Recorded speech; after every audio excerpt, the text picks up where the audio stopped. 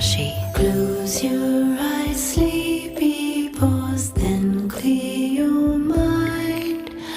Let's drift away and see what we can find. Say hello to Sleepy Paws, a very tired koala. He lives high up in a treehouse by a dreamy marshy harbor.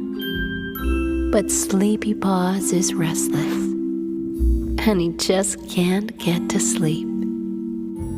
So he's going on a journey, but he won't be counting sheep.